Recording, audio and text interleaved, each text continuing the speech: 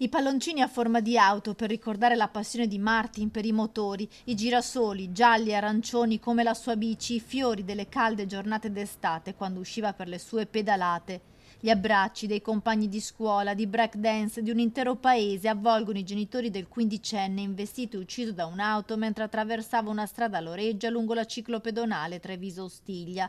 La chiesa di Tre Baseleghe contiene a fatica le persone, 1 migliaio circa, che hanno partecipato ai funerali di Martin Pattaro.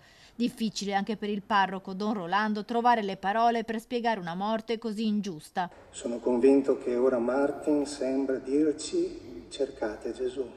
Lo dice al suo papà, alla sua mamma, lo dice ai suoi amici: cercate Gesù.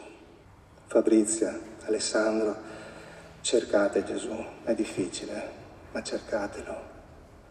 Aggrappatevi a quel gancio del cielo che si chiama fede e speranza e troverete quella pace che adesso sembra così lontana e impossibile. Ai tanti amici di Martin l'invito a cercare il bene, a coltivare le passioni proprio come faceva il quindicenne che aveva tantissimi interessi.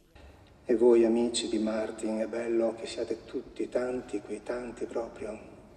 Anche voi vivete la vita spensierata come quella di Martin, ma cercate Gesù. Il messaggio straziante della fidanzatina Gioia che gli faceva sempre brillare gli occhi. Come faccio senza aiuto al mio fianco? Eri il mio salvagente ed io ero il tuo, principe mio, eri uno spericolato invece, ti piaceva da morire.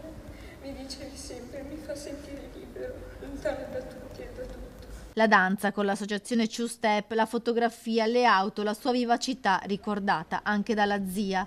Eri una forza, quella forza che ora mi hai dato tanto per stare accanto alla tua mamma, al tuo papà, ai tuoi nonni e al tuo zio. Sarai il nostro angelo che non smetterà mai di sorridere. Questo sarà un saluto, non un addio. Ciao Martin. Una famiglia distrutta dal dolore che in queste ore ha dimostrato grande umanità e compassione. I genitori Fabrizio e Alessandro hanno donato gli organi del figlio. Quando la bara esce è il rombo dei motori a salutare Martin per l'ultima volta e i palloncini lo raggiungono in cielo dove lo immaginiamo ballare la sua amata breakdance.